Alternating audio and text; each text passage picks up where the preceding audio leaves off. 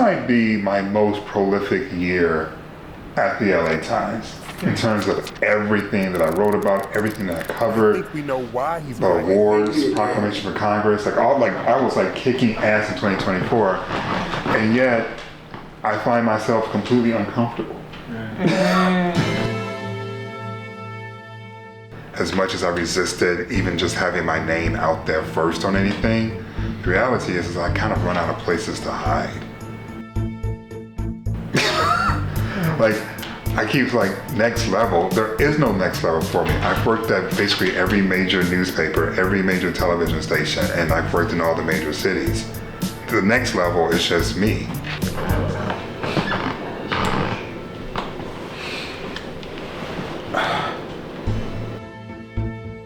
I've built a career looking at the intersection of sports, NBA gets it right, culture, because you wanted to check my black card, in politics. I see it as a reflection of this will continue to be an extension of that. If the money's no good or the location. To find a comedian who believes that, Welcome to the LZ Granderson Show. Welcome to the LZ Granderson Show. I am your host, LZ. Today is Thursday, August 7th. And I want to tell you about a conversation I had recently with a couple of industry colleagues about stories I was interested in.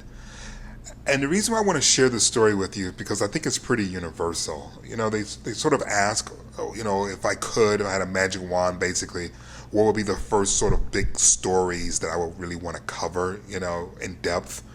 And I've written about this issue quite a bit over the years, especially since I've been at the Los Angeles Times. But I don't think there's a greater issue in this country right now than homelessness. I'm in Cleveland right now for the National Association of Black Journalists Conference, and I took a brief walk, and you can see it all around the arena that LeBron James built, the homelessness issue. It's an issue that I saw around the corner from where I lived in downtown Los Angeles, around the corner from where I lived in downtown Chicago, but it's also an issue that I've seen in smaller places like Cleveland, like Grand Rapids, Michigan. And I say that to say it's so weird to, be, in this great country of ours. And it is a great country. I'm not throwing shade at us at all. But it is rather startling to be both the greatest country on earth and then have this growing homelessness issue where your people are literally sleeping and sometimes dying in the streets. It's hard for me to rationalize those two, ideas in my head, that we're both this amazing country that, has never been conceived before. And yet something so elementary, so basic as, decency and human shelter and compassion for your fellow man, it's not like we don't have it. We absolutely do. But obviously with the growing issue of homelessness, there are some other things that we're missing that, that we really need to address, because when you think about how homelessness impacts the ecosystem of a city's infrastructure, both economically and culturally, where restaurants open late at night and where they don't, where children are allowed to play without much supervision and where they aren't allowed to play. When it comes to our cities around this country, a lot of that is tied to homelessness, where women decide to, hang out, by themselves for a girls' night. I don't think it's going to be in too many neighborhoods in downtown LA. So when I think about, the kind of stories that I think are important and the kind of stories that I really want to do more deep dives into, homelessness was one that really kind of popped up for me first and foremost, which is a great segue into today's conversation. Chi Ossé is the youngest member of the New York City Council. When he was elected, he was the youngest member ever to be elected to the City Council. And, he's made quite a name for himself, both in terms of who he chose to endorse for mayor of New York, as well as some of the policies that he's introduced since being elected. We have a wonderful conversation, in large part because he is so fascinating to have someone so young, 27 years old, to have them be representing Brooklyn, this city, this part of America with such rich history. And he does so with such clarity and was so purposeful that, I wonder what the hell was I doing at 27, because it sure hell wasn't doing any of that. And I also talked to him about some things that, I think would be really beneficial for parents. I'm working on this essay that's coming out at the end of the month, asking the question about whether or not the price of college is still worth it. And what Councilman Ossé had to say about college. Again, he's Generation Z, so this is someone who is very much in tune with both the burden of student loan debt, the rising costs, but also still the benefits of getting a liberal arts education. So it's a full range conversation. There's policy, there's people, and there's always giggles. Because if you're going to watch podcasts or listen to a podcast with me, we got to laugh. Councilman, how's it going? I'm excellent. I am so happy to see you for so many different reasons. But I want to start with the first reason. Yeah. First reason why I'm happy to see you is because you got your roots on a large scale through the Black Lives Matter movement. Mm-hmm. And oftentimes the criticism that you hear from the left, and sometimes the right, but definitely from the left, the older left, is that these young people, they get out in the streets and they, cause all this noise and they say they want to do X, Y, and Z. But when it comes down to the rolling up the sleeves and actually getting it across the finish line, they're nowhere to be found. That is not your story at all. How did you transition from an advocate to politician? Absolutely. So, in 2020, which seems so far away now, and I feel like so much has happened in our society since then. But it was a time where we are going through multiple crises in this country and in this city, the one that I live in.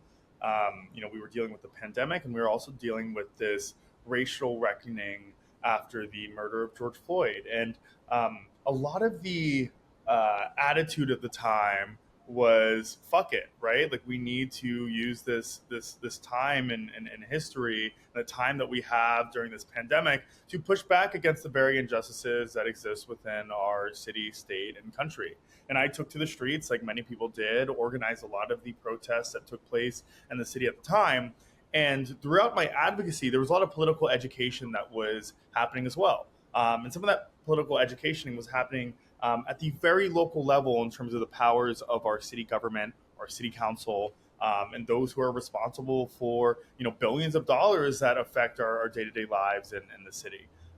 So while I was advocating for change, in the streets and chanting and demanding, I was also educating myself on what I was chanting for and what actual mechanisms would yield the best results for change. And that got me to honing in a lot of my activist pressure on the powers of the city council, and most especially my city council member.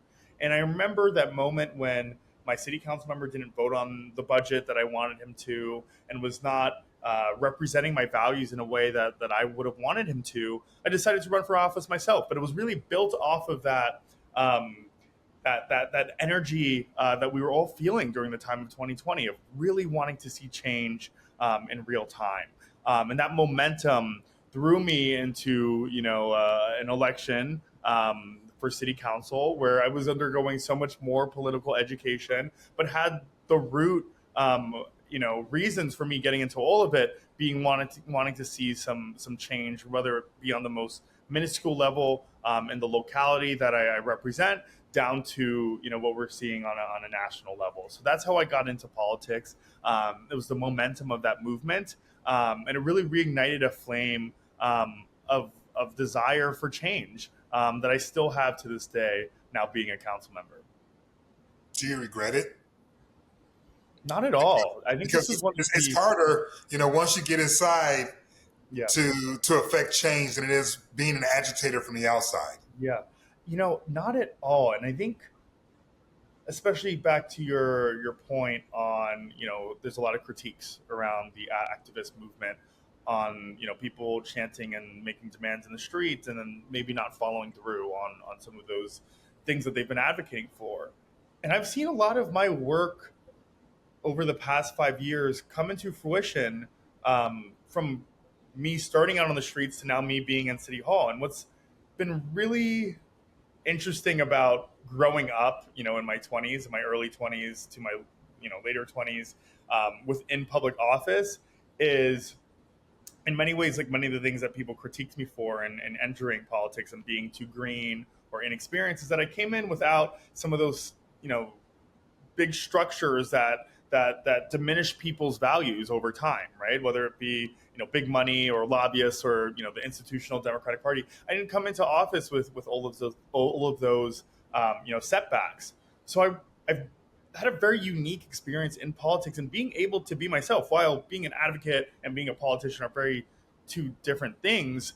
I've still been able to work with this level of autonomy and work with this acknowledgement of my deep reasons for actually getting into this work. So I haven't really compromised who I am. I've grown as a person through it all, and I've also made change that speaks to why I got into this in the first place. So if you were to assess 2020 let's say 2020 Chi Ossé, right, who was an activist with Councilman Ossé, what would you say was the biggest difference between the two? That's a really good question. I think I've become a better organizer. A lot of the same tools that I used in 2020, whether it's how I communicate over social media, how I galvanize people to attend a protest, I've been able to fine tune some of those skills. An example of that is, last year I passed what I consider to be one of the most impactful bills passed by the city council. And that was a bill that bans forced broker fees in New York City, right? Yes. I definitely want to talk about this. I'm glad you brought it up. I challenged one of the most powerful lobbies within the city of New York, which is the real estate lobby. It's $1 million, if not billion-dollar industry that affects the legislation that comes to be within the city. And of the same organizing skills that... I'm sorry, would you mind, just for the listeners, to just sort of explain exactly what the dynamic is? Because a lot of people don't know this about New York and other major cities as well. If you could just explain how the real estate industry is sort of unfairly passing down this cost to renters. Absolutely. So in New York City, as of last month, if you were a tenant looking for an apartment, whether it was through word of mouth from a friend, over an application like StreetEasy or Zillow, you would find an apartment that's basically on your own. You would show up to view that apartment. Sometimes there would be a broker there who your landlord hired, or sometimes there wouldn't be a broker at all. And then you show up to your lease signing. You're paying first month's rent. You're paying a security deposit, and you're paying a broker fee, which costs 15 to 30% of your annual rent to a broker that your landlord hired. Whether the broker did a good job or not, you still pay the fee. Whether you hired the landlord or not, you still pay the fee. So I introduced a bill that would ban that forcing of paying that fee to a broker that a tenant didn't hire. It would basically require that whoever hires whoever hires a broker, whether landlord or tenant, would pay the broker fee. And the real estate lobby hated this, right? And I always say what the oil lobby is to Texas, the real estate lobby is to New York City, and they affect a lot of our elections, a lot of our legislation, put a lot of money behind politicians who want to be in office, and this would hurt them, and hurt their members with a lot of money that they would have to front now that they weren't forcing tenants to pay for it. And this exists in maybe every other city in this country, except as of recently, New York City, and also as of recently until Boston, because they got inspired by this piece of legislation.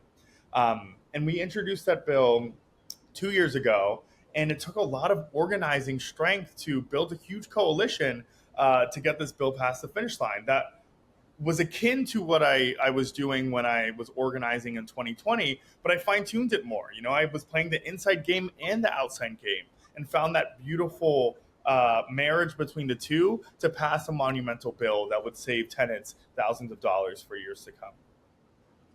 It was such a popular bill that it passed and it was veto proof, but Mayor Adams did not sign it.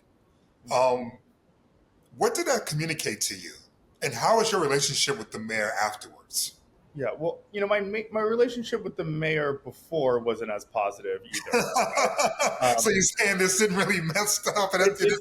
My relationship with the mayor has been consistent for a very long time. Listen, I think he's one of one of the most corrupt mayors that I have definitely had in my lifetime.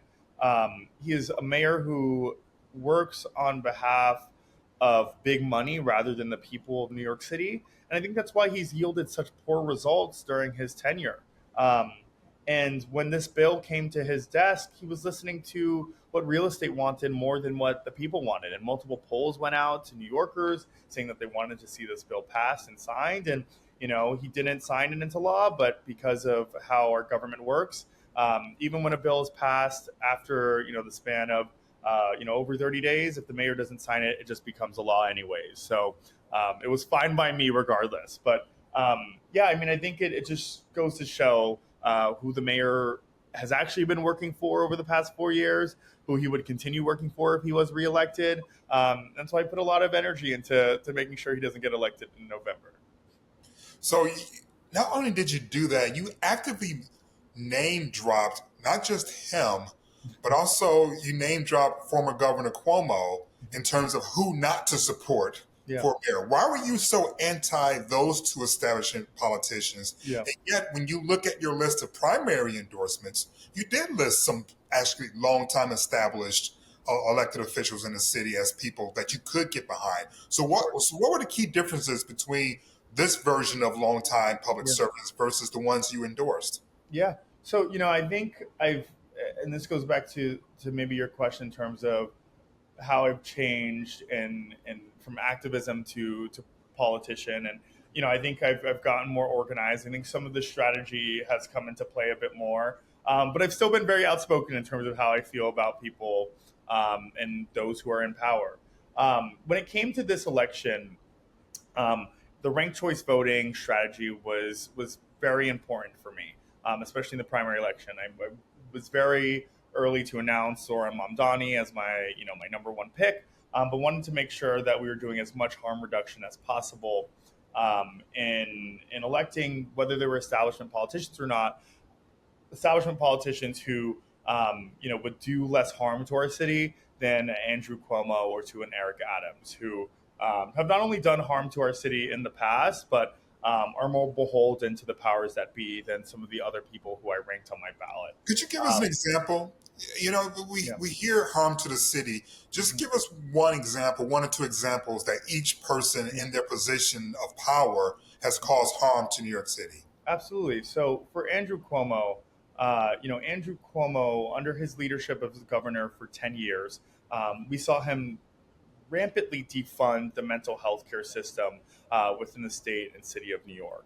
And what that essentially does is it yields to what we see on our streets to this day, right? There are folks who are struggling with mental illness on our streets, those who don't have infrastructure to take care of them when they're going through a mental crisis or a drug overdose. Andrew Cuomo and multiple budgets cut millions of dollars in funding to state and city healthcare programs, mental healthcare programs that impact communities like mine.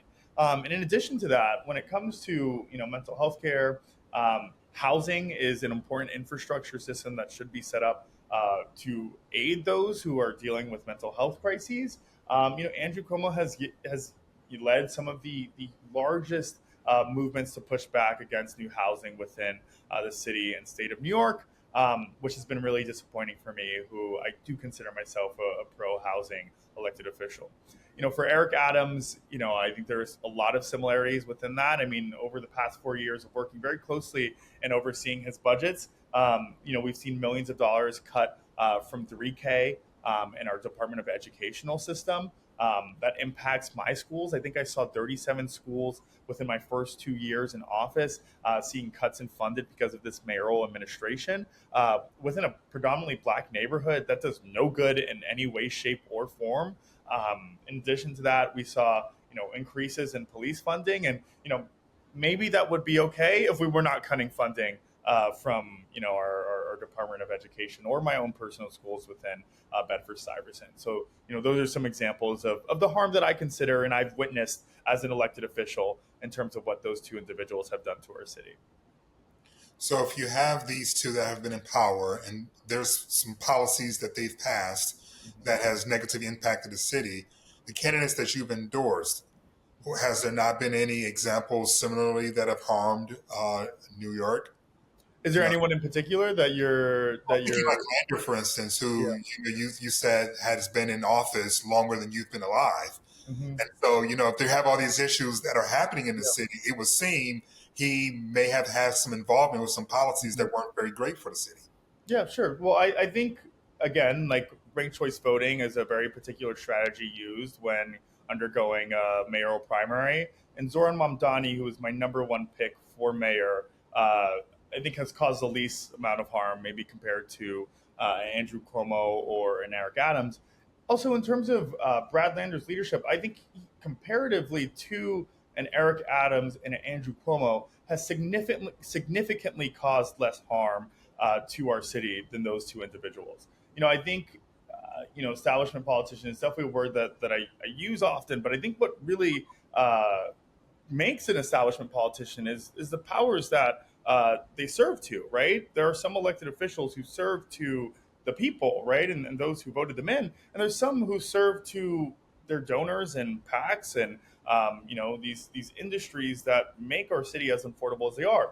Brad Lander in many of the races that he's run, and not all of them, has been pushed back against by the real estate lobby, has been pushed back against Uber's lobby, has been pushed back against DoorDash's lobby. These multi-billion-dollar institutions that, on the flip side, are supporting candidates like Andrew Cuomo or an Eric Adams. So those are really the metrics that I use to look at who I support when it comes to an election. Of course, that importance can start to diminish when it gets to my fourth or fifth ranking in a mayoral primary. I think my number one pick is definitely the individual who I use the most amount of purity testing with when it comes to wanting to support who the next mayor is. But Brad Lander is significantly less harmful to our city comparatively to an Andrew Cuomo or an Eric Adams. Some examples I can point to in terms of what he's done as our comptroller, and obviously they've been in different. Being a comptroller or a council member is different than being a mayor or governor, right? I think you have a lot more power to hurt or help the city when you're in one of those positions. But I'm really proud of a lot of the work that he's done as our comptroller in terms of, reducing the amount of taxpayer incentives and funds that go towards a company like Tesla. I really applaud his work in removing bonds and taxpayer assistance to countries like Israel. So I really do applaud some of the work that he's done as a comptroller, again, comparatively to Andrew Cuomo or Eric Adams within their respective roles. You've brought up your number one choice a couple of times, Madani. You have just recently talked about the funding towards helping Israel in its defense. Mm-hmm. I guess the natural question here is, how did he, Madani, become your number one pick? Mm-hmm. And has there been anything that he has said, either in the past or recently, that you were disturbed by? And if so, how Mm-hmm. did you overcome that to make him your number one pick, if you will? Mm-hmm. I've known Zoran for some time now and have How met long are with we him. talking? Because you've been in office since 2021. You're Yeah. an activist in 2020. So Mhm. how long are we talking you've known I've him? known him for as long as I've been in politics, or about some 4 years, and I've worked closely and around him for the past 4 years. And in terms of what he is, some of the platform that he shared has been very similar to my platform. And I think what really appealed to me when he was running for mayor is he was really listening to what some of the most micro concerns were, specifically impacting my constituents here in Bed-Stuy and Crown Heights. There was no candidate running for mayor who actually had a plan for tackling deed theft within the city. And he had a very compelling housing platform, which I consider to be my primary issue as a representative of gentrifying Bed-Stuy and Crown Heights. Now, Bed-Stuy and Crown Heights saw the largest displacement of Black people over the span of 2010 to 2020. We saw 33,000 Black folks move out of this neighborhood and 22,000 white folks move in. A huge reason for that is, Spike Lee's Bed-Stuy? pardon? Spike Lee's Bed-Stuy? Spike Lee lives in I don't know. I think Spike Lee lives. I don't think Spike No, Lee lives. I mean like back in the day though, like do the right thing, like that, He that. left too. He left too. He's considered in those statistics. You know. I mean, I'm sure you've seen the changing neighborhood. You know, and having Zohran really sit down and listen to me about what I see as some primary concerns for this community. You know, I have many different issues, but especially around deed theft, especially around, you know, some of our older Black homeowners who are having their homes stolen left and right. Zohran sat down with his policy team, came up with an excellent policy platform to tackle this issue that no other candidate did. And you know, I know there's a lot of macro issues that you know, impact our city as a whole, but this was one that really spoke to me, and I was really appreciative of a mayoral candidate listening to me and taking that down. In terms of, you know, things that Zohran has said in the past, you know, I have not kept up with everything that he has said, and you Why know, a not? lot of people say a lot of different.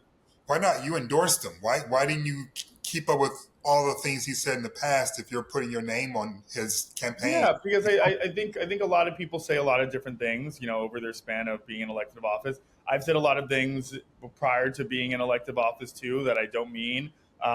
You know, and I really appreciate the people who have still stood by me and supported me in those efforts.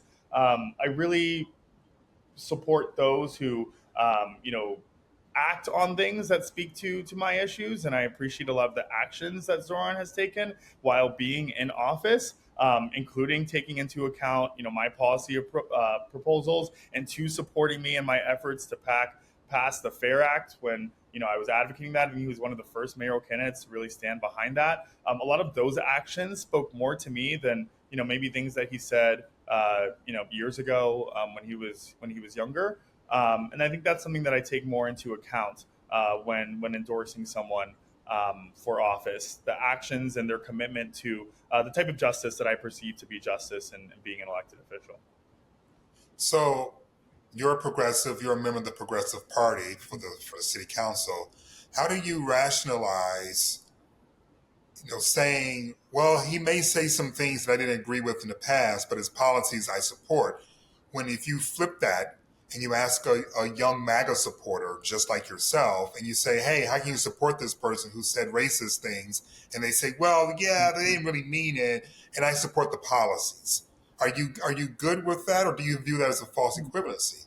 Well, what racist things has Zohran? What is there anything in particular? Is there anything in particular that you're referencing?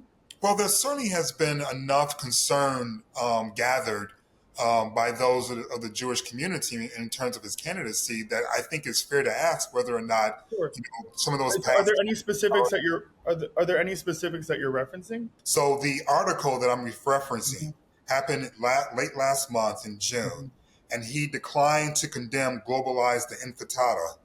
Mm-hmm. But he never said globalize the Intifada. But he declined to condemn it.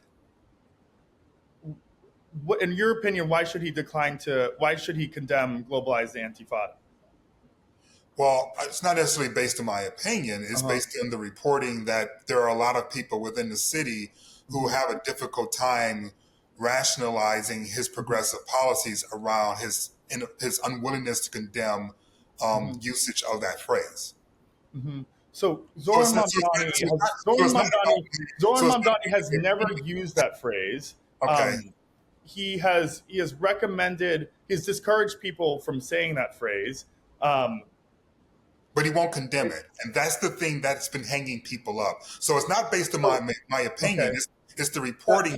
For me, that's not a issue that I decide on endorsing a candidate for New York City mayor on. So are you aware that there are members of the city who are somewhat concerned by that and similar things that they consider to be anti-Semitic? Yes, I am aware that some people take an issue to that. Everyone has a right to their own opinion and feelings of phrases and how different phrases impact them. That's not a statement that I have, a phrase I have used myself. It's not something that has come into my purview when making a decision on endorsing a candidate for New York City mayor. which impacts my constituents and something that I take into account when endorsing someone for mayor. So that was not something that was on my checklist of things when endorsing him for mayor. Is it concerning you that some of the more established elected officials who did not defeat him, by the way, in the primary, are hanging around as independents and continuing to drum that up? Specifically Cuomo, specifically Adams. Yeah, absolutely. Because, I mean, to my knowledge, both of those candidates are not Jewish. Zohran has, I think he received, the second most amount of support from Jewish New Yorkers within New York City. So if that's a phrase that, I think impacts the Jewish community, and the mayoral candidate who won, who's getting criticism for that, got the second most amount of support by Jewish New Yorkers, I think he is doing something right? He was endorsed by the most prominent Jewish elected official in city government, who was Brad Lander. So I'm not Jewish, but I do see that there's a lot of alignment with Jewish New Yorkers and Zohran Mamdani. And I don't think I should listen to Andrew Cuomo or Eric Adams, who are not Jewish, about what anti-Semitism means to them. I think that they're running races that will not be successful in November. So I feel really good about my pick for mayor. If you were to travel the universe and gather all the Infinity Stones, and you only had one good snap left, what would be the main issue that you think the city needs addressing that you would want to see fixed? Yeah. You did a fantastic job, obviously, with Yeah. a significant financial barrier with Yeah. the Fair Act. But what more would you like to see done, and do you think you can do it? I think everyone deserves a home over their head. We live in the wealthiest city and the wealthiest country in the history of the world, and the fact that there are still people who are dealing with homelessness on our streets, dealing with mental health crises on our streets, is deeply disheartening to see. We have seen a lack of support for mental health care within this country, a lack of funding for the infrastructure for mental health care within the city and the state. In addition to that, we are dealing with a historically low housing shortage within this city. I do believe that those are policy failures. Those are policy failures that I've been advocating for within my time in office. And I really hope that within the next leadership that we see in the city, that they'll have a partner and also a passion for seeing a change to those problems that are impacting communities just like mine. Are you concerned at all about queer rights? You're openly queer. I'm openly queer. I'm looking at this shit all the time. Are you looking at this shit all the time? Are you worried at all? Yeah, I am. I think there's a lot happening in this country right now. But I think we have a great privilege, and I have a great privilege in being a queer person in New York, but also a queer elected official in New York. Because we have an opportunity to really make this city, to make this state a fortress, to fortify against the hostile government that exists in DC and across this nation. And there's a lot of electeds, even who I don't agree with, who do agree on the fact that our liberties must be protected and are fighting to protect those liberties as well. What concerns you most when you think about the next couple of years, and as you're trying to fortify and help fortify the city and insulate it against some of the attacks? Are there any attacks in particular that most concern you as an elected official? I think some of our basic freedoms. I think we're seeing a teetering on criminalization over people practicing their basic, freedoms, their basic American liberties, and that's speaking up against the government who you don't agree with. That includes standing up for immigrants who sometimes do have a right to be here, and we're seeing some very early examples of punishment for those who are being American, because the person in power and the people in power don't agree with what their version of being American is.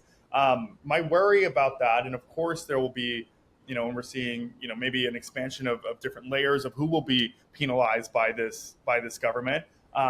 It's going to be really scary. It's scary now, but it's going to be especially scary if it gets to a point where Americans, who are born here, or elected officials who speak up about this government, and just the everyday person is starting to get attacked by this country through an autocratic lens. So I think those are my number one fears right now. I really hope that our rights to vote do not get diminished under this right wing wave we're seeing within this country. And that's why it's our job, and that's why it's so great to be on the show and to also have this platform myself to speak up against these injustices that we're seeing here in our city, in our country.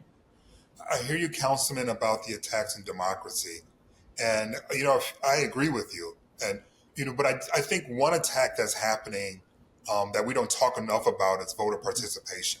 Yeah. And in the city of San Antonio a couple months ago, one of the reasons why it led to a runoff was because of low voter turnout. Mm-hmm. I think it was less than 15% of the citizens of San Antonio, a top 10 city, participated in the primary, and even less than 20% participated in the special election to get the mayor over the finish line. When I look at the primary in New York, those numbers are very similar. I think it was like 20% participation in the primary. Yeah.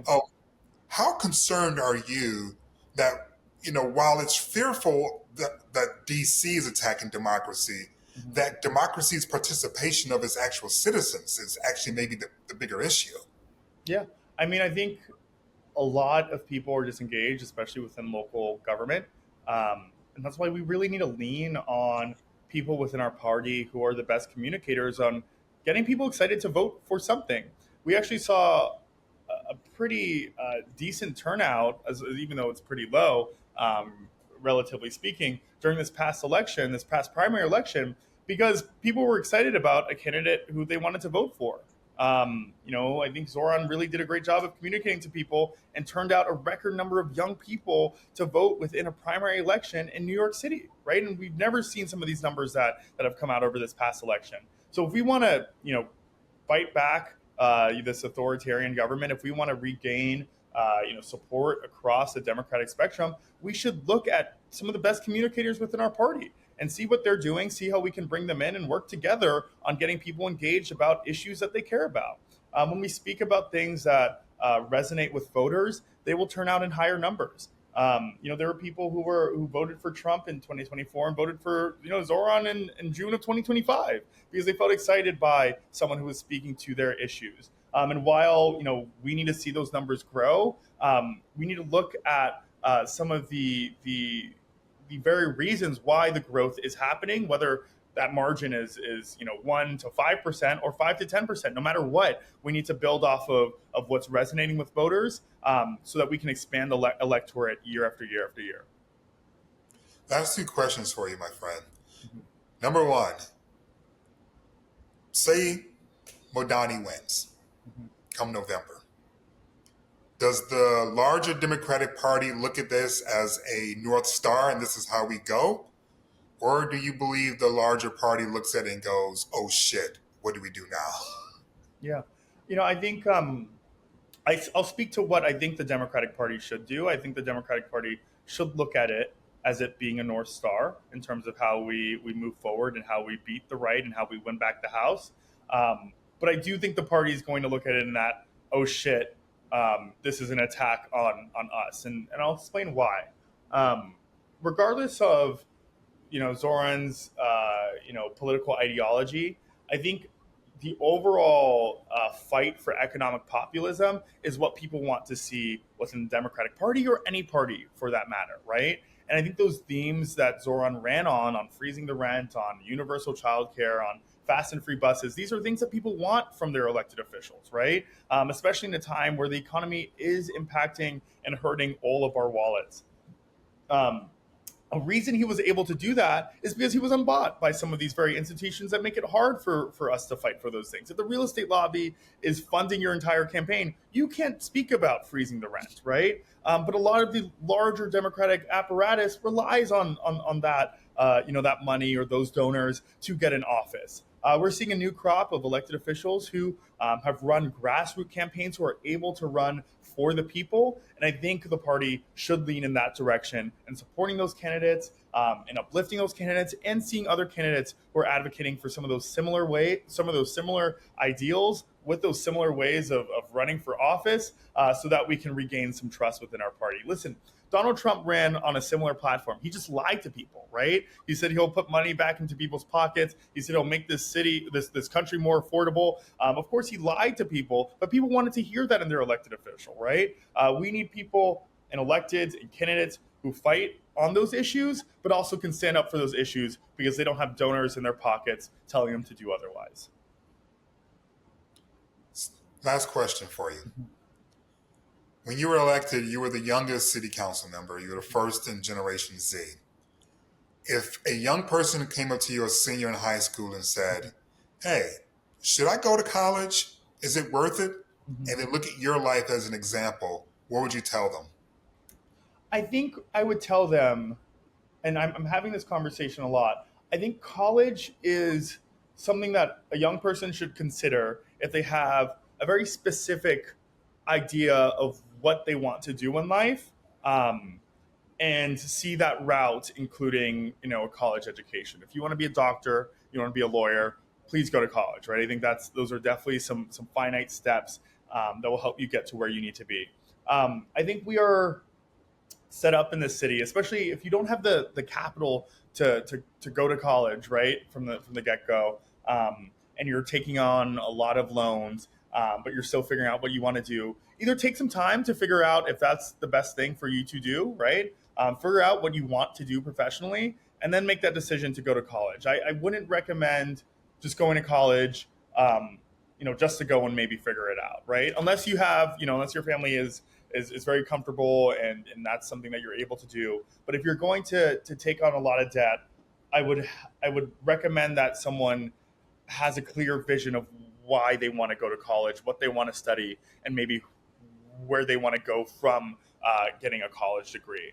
I think rushing from high school to college and taking on a bunch of debt maybe isn't the number one recommendation that I do have. Times have changed, huh? Times are changing, and there's a lot of, and this is like a lot of respect to a lot of the people that I went to high school with, but like we're all doing very different things, right? I went to, some of my friends, my dearest friends to this day, and like respect to all types of professions. Like I'm an elected official, and some of them are, still figuring out what they want to do, right? And that's okay. I just don't think maybe college is for everyone. I want everyone to make an educated decision prior to going. So you would recommend, if you're undecided, like a gap year or two? A gap year, yeah. If you don't know yet what you want to do, a gap year, work a job in your city or town, speak to people who inspire you, right? Or, try to find a mentor. If there's someone who, you see and you're like, oh, I think what they're doing is really interesting, even prior to graduating from high school, have that conversation with them and see how they got to where they are, and see if that aligns with your personal vision. Sounds like fantastic advice. Councilman Ossé, I so appreciate your time, your wisdom, your willingness to kind of tussle with me a little bit. As I used to live in the city. When I first started ESPN, I lived, I'm a stereotype, so I lived in Chelsea for a couple of years. and then I moved out to Jersey City, but the rent was the reason why I left to go to Jersey. Man, so it's crazy. What you're doing with the Fair Act, how you're fighting for human capital in this big monster, I really do appreciate it. Thank you very much. I appreciate that.